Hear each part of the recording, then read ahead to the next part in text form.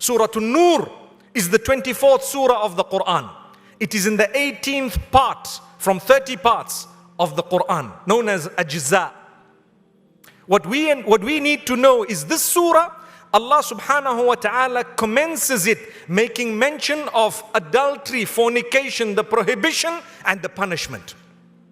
You and I know that if you want to save yourself from disaster in this world, you need to save yourself from adultery.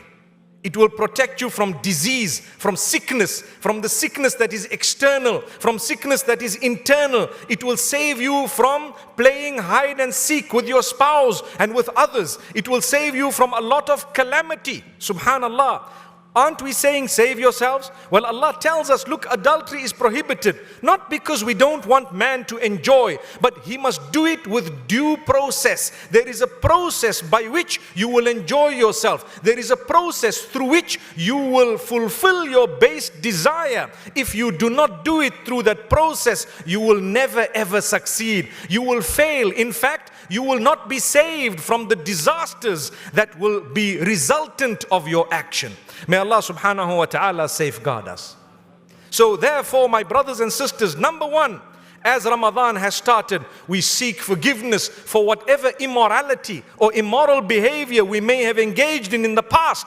We will not do it again. And we seek Allah subhanahu wa ta'ala's forgiveness. May Allah forgive us.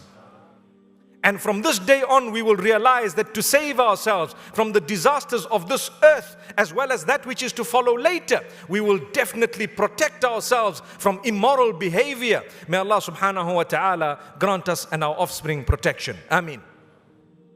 So thereafter, and we know that it's very bad because it breaks your home, it will set a bad example for your children, and it is abuse of the opposite sex. Those who commit adultery and fornication, what are they doing?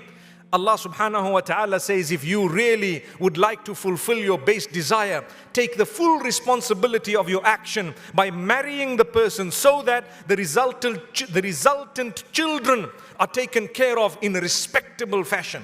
They have a mother and a father. They have parents who will take care of them, subhanallah. And you will be responsible for your action and your behavior. May Allah subhanahu wa ta'ala guide us. If a person commits adultery and fornication, they seek the forgiveness of Allah. Allah subhanahu wa ta'ala will forgive them.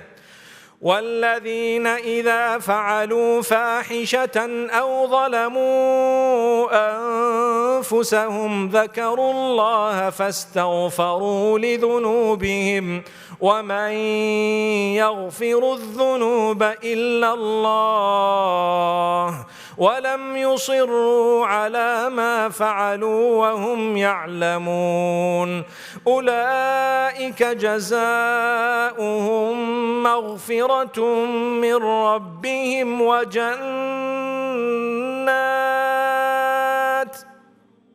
Allah says, those who have committed immorality, those who have engaged in immoral behavior, or those who have transgressed against themselves. Adultery, fornication is included in this. And anything else which is immoral. Those who have watched, for example, and who are hooked onto pornographic videos or material, we need to understand, you turn to Allah, Allah will forgive you. The month of Ramadan is a month of abstinence, so that we can declare that we've become better people to Allah subhanahu wa ta'ala. And He can bear witness that we have tried our best and we've achieved. Man jadda wajad. Whoever works hard will achieve.